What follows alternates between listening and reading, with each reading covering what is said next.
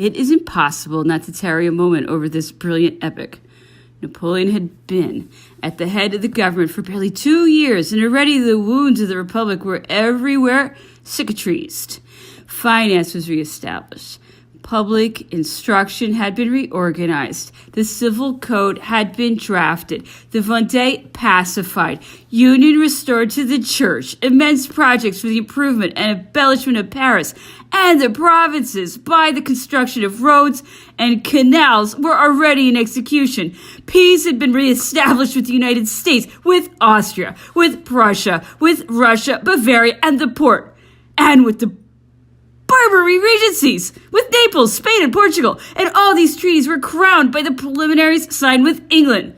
In consequence, a solemn fete throughout the whole territory of the Republic was ordained to be celebrated on the 18th Brumaire following, the anniversary of the happy day from which so many benefactions dated.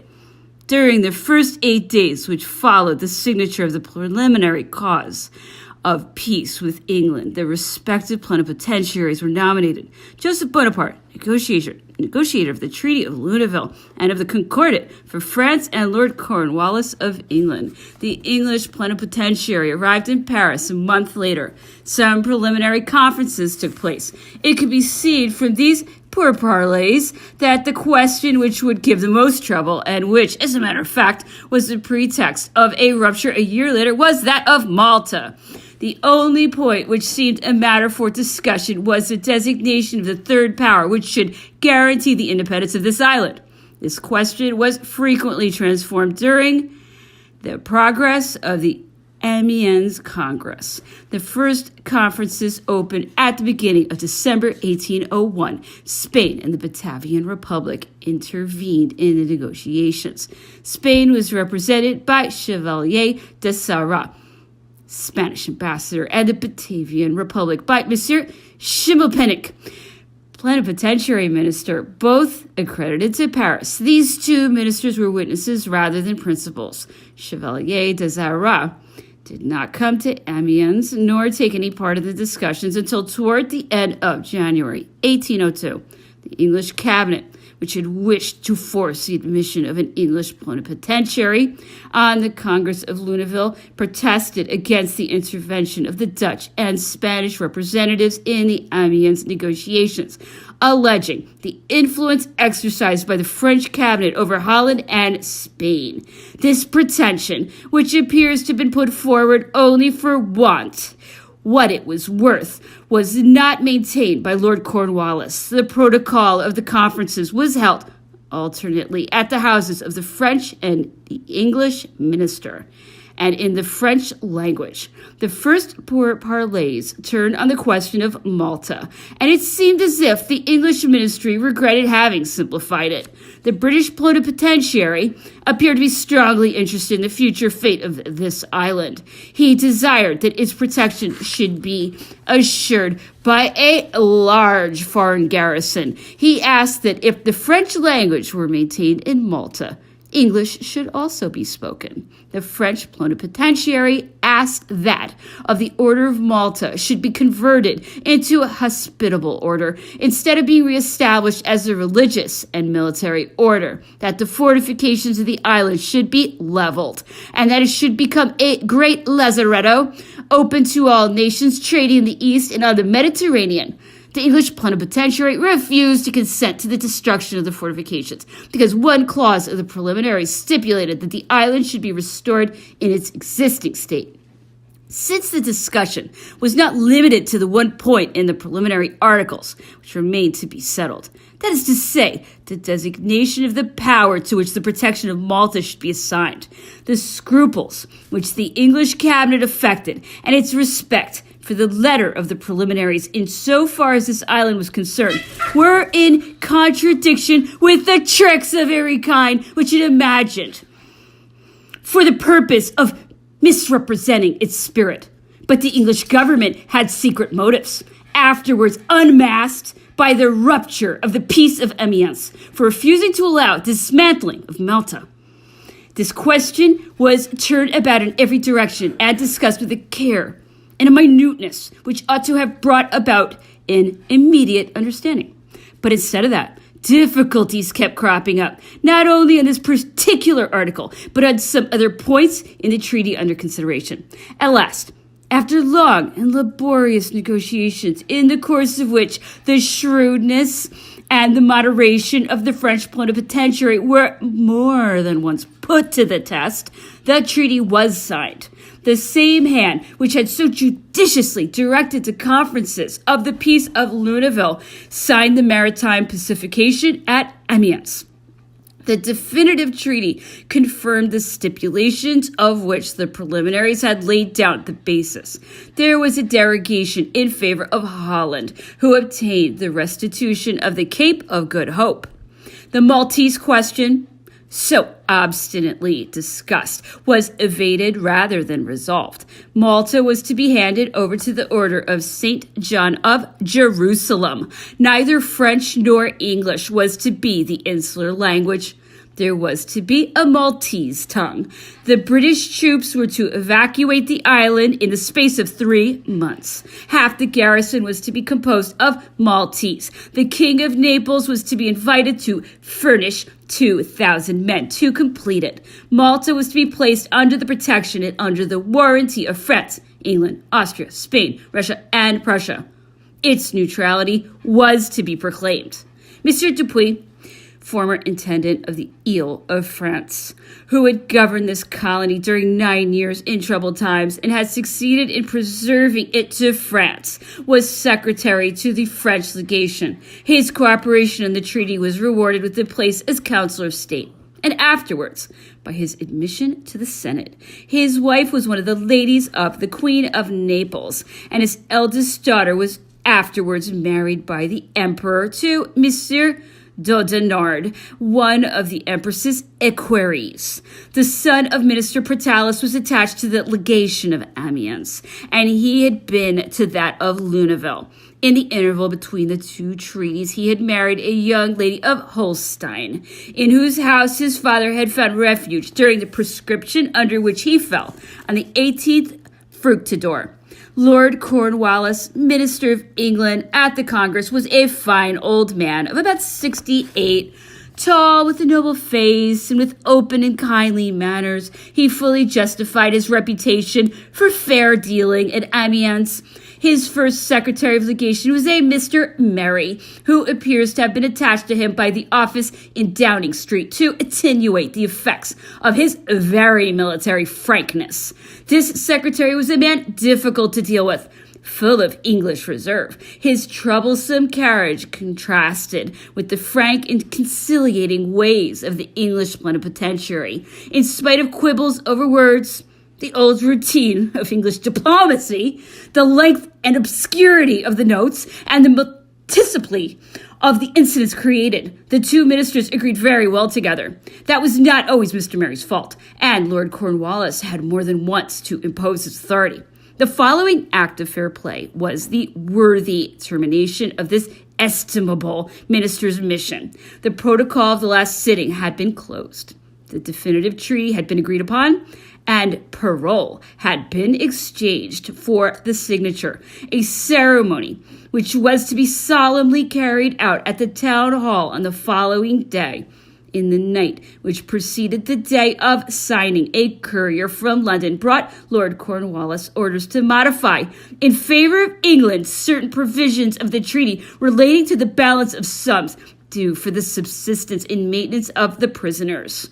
Lord Cornwallis had declared to Joseph Bonaparte that nothing might happen should interfere with the signing of the peace, and though at the moment of signing he received from his government orders to claim a balance in favor of England, he considered his honor pledged and declared that he would not go back on what he had promised.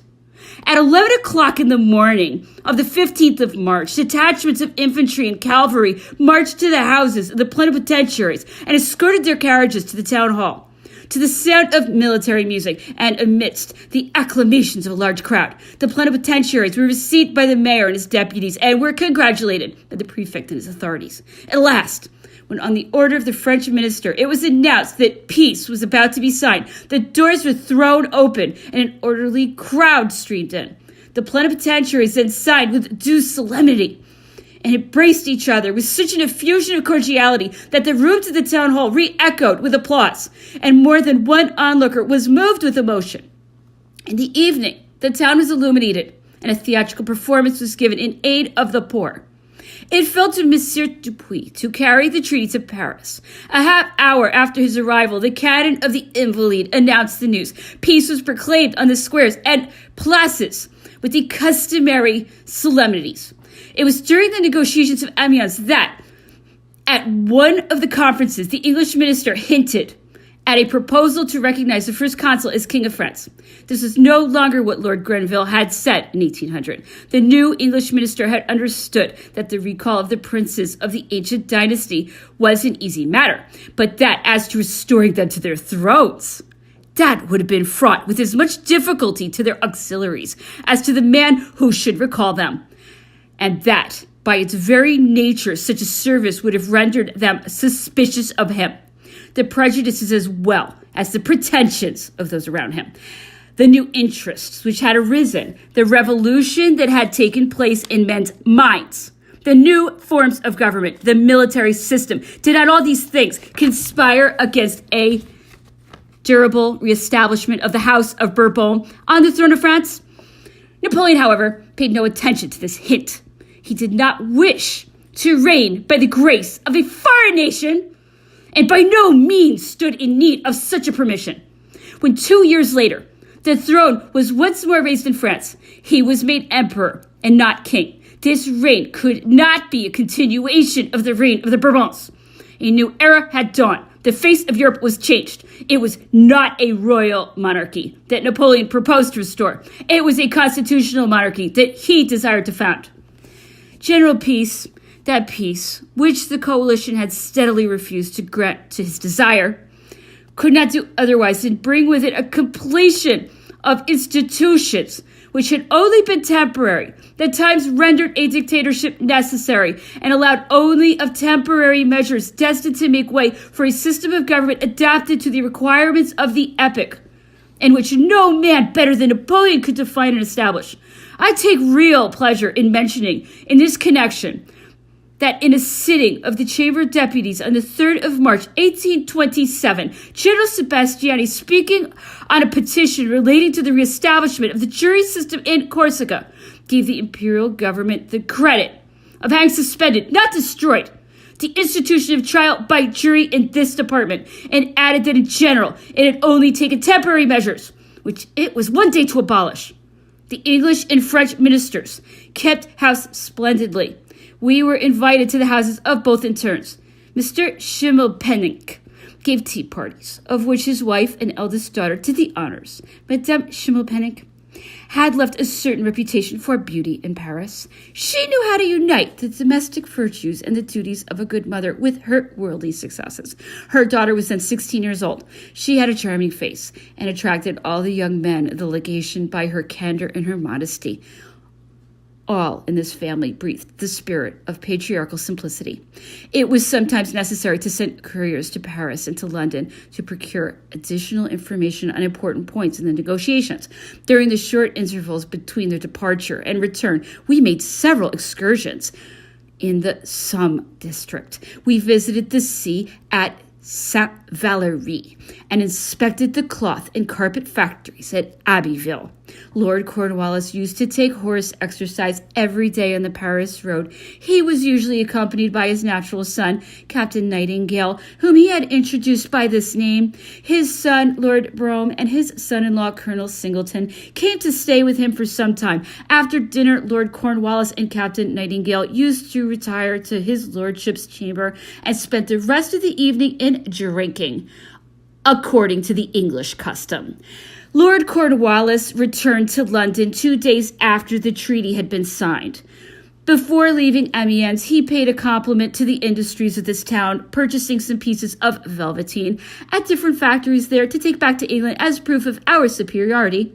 He left behind him the reputation of a man worthy of all respect by the probity and elevation of his character. He looked on his participation in the treaty as the last act of a long and honorable career and congratulated himself on having closed his public life with a pacific mission. Nevertheless, some time later, he accepted the government of India, where he died shortly after his arrival. The French minister had taken up his abode in the house of Monsieur de Folleville, formerly member of the Constituent Assembly, where he had drawn attention to himself amongst the members of the right by his extreme views. Madame de Folleville, who was then in middle life, had been remarkably beautiful. Having lost a son whom she idolized, she placed his embalmed body under her bed in the extremity of her regret. Her daughter married General Mousnier, who commanded the Somme department. Madame de Folleville had received a man's education. She rode, fenced, and swam with the greatest courage. This masculine education had not, however, made her lose the distinctive qualities of her sex, gentleness and modesty. The Quinet, the prefect of the department, used to give evening parties at which a large and brilliant company assembled. The mayor, Monsieur Dupre, used also to do the honors of his house with considerable good grace. We were invited one day to hear the reading of an unpublished song called L'Ouvrier, the worker, taken from the poem Vert Vert, Green Green. This song, which had been found amongst the author's papers, was recited by one of his relations, whose snuffling voice by no means enhanced its beauties. It seemed inferior to other songs in Grisset's poem, though it also bore the impress of his flow of language and his facility of style. No doubt this song had been suppressed by its author, who was the best judge and the one least open to suspicion.